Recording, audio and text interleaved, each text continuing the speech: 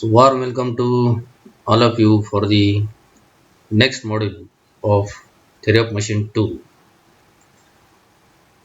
that is unit number 3, gear train. In earlier class, we have seen the simple gear train, compound gear train, reverted gear train, and some theory part of epicyclic gear train. So, there are two methods I already told you to solve the numericals on epicyclic gear train. First method is tabular method, and second one is algebraic method. Now, so in this class, so we'll see the numericals so that whatever we have learned, so it could be understood properly through this numerical. So let's start. So in the numerical it is mentioned in an epicyclic gear train. So it is mentioned epicyclic gear train is given. An arm carries two gears A and B having 36 and 45 teeth respectively. So number of teeth on gear A is 36 and number of teeth on gear B is 45. It is given. If the arm rotates at 150 rpm in the anti-clockwise direction about the center of the gear A, which is fixed, determine the speed of gear B. This is the first condition given. And second, if the gear A instead of being fixed makes 300 rpm in clockwise direction, what will be the speed of gear B? So two conditions are given, and in the two conditions we have to determine the speed of gear B. So don't panic students, it is very easy problem. So first figure is not given. So what you have to do as per the statement, draw the figure. So gear A is there, gear A is meshing with gear B having the teeth. Gear A is 36 teeth, gear B is 45 teeth. Gear A, center of gear A is let us say O1, center of gear B O2, and there is a arm C, let us say. So in first condition it is given arm C is 150 rpm anti-clockwise direction. That's why it is positive. So use tabular method. So first we will see the tabular method. In this, now take the notebook and draw this table.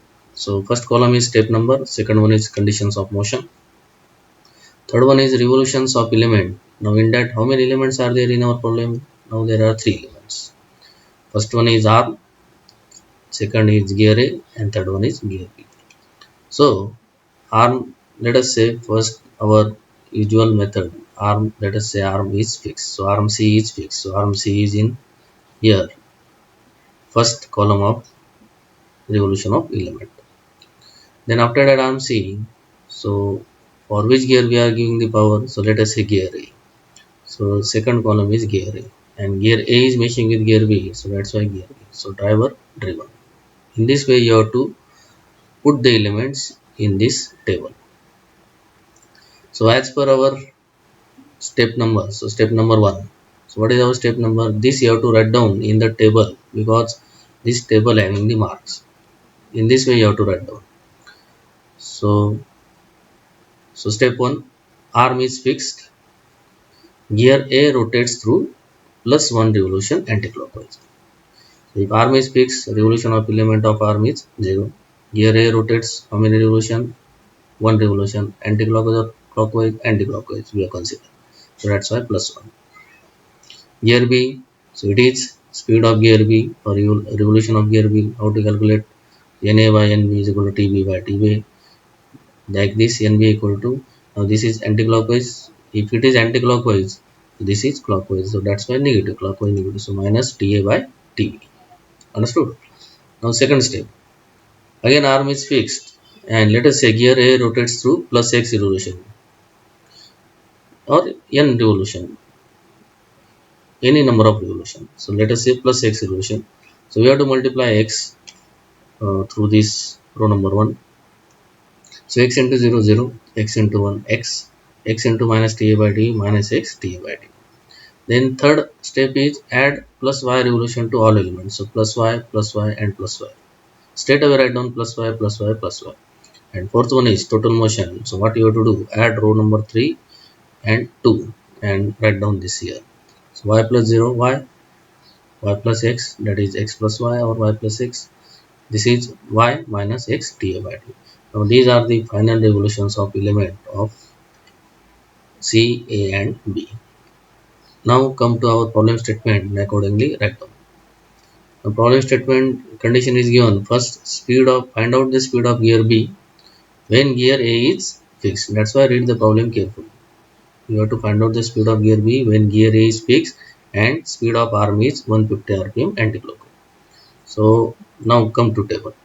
What is the speed of arm or what is the revolution of arm? We have found out at row number 4. The speed of arm is y. So plus y. So y equal to how much it is given? 150 rpm anti-clockwise. So y equal to 150 rpm.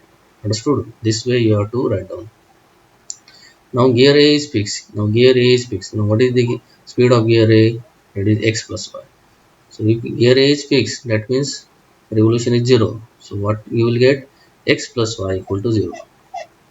X plus y equal to 0. But we know y. So put the value of y. So x plus 150 equal to 0. So x equal to minus 150. Correct? Now we have to find out speed of gear B. So what is the speed of gear B? Here it is. Speed of gear B is y minus x dA by dt. So speed of gear B is y minus x dA by dt. So just put the value. What is y? 150 plus minus x minus into what is x value? Again minus 150. dA 36, dB 45. If you solve this, you will get answer NV equal to, now your answer is coming plus 270 rpm. All of you check the answer. So NV equal to 270 rpm and it is coming plus, that means it is anti-clockwise. You have to write down anti-clockwise like this. So first condition, from first condition we find out the speed of gear. Now second condition it is mentioned, again you have to find out speed of gear B, but here gear A makes 300 rpm clockwise. Now clockwise means negative. So again, what is the revolution of gear A or speed of gear A from this table? X plus y, correct? So x plus y equal to how much? It is given anti-clockwise, clockwise 300 rpm. So x plus y equal to minus 300.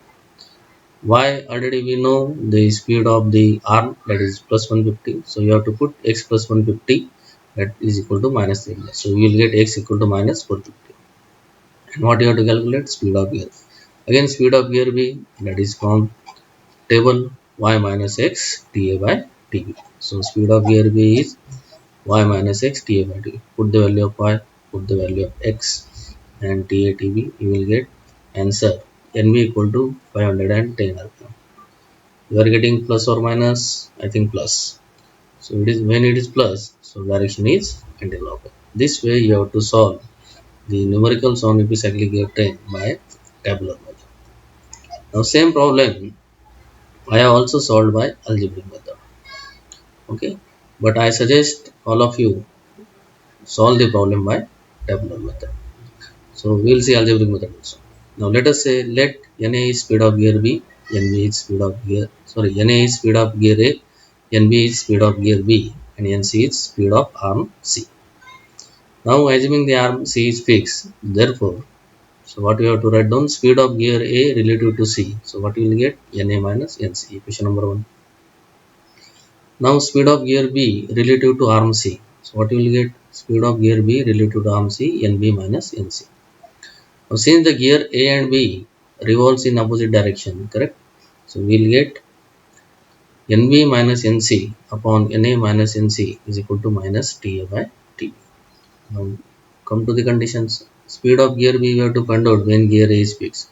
When gear A is fixed, that means NA equal to 0.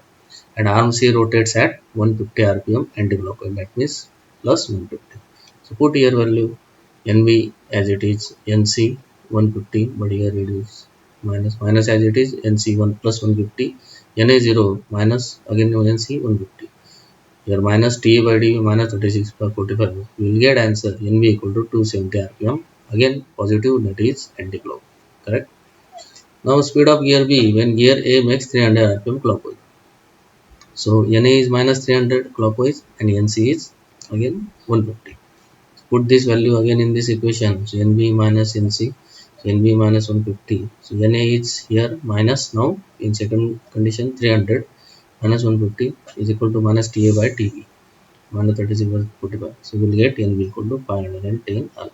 So this way, algebraic way, we can solve the problem. So such type of problem will be asked in the exam. And students, it is very easy. So just go step by step, you will get the answer.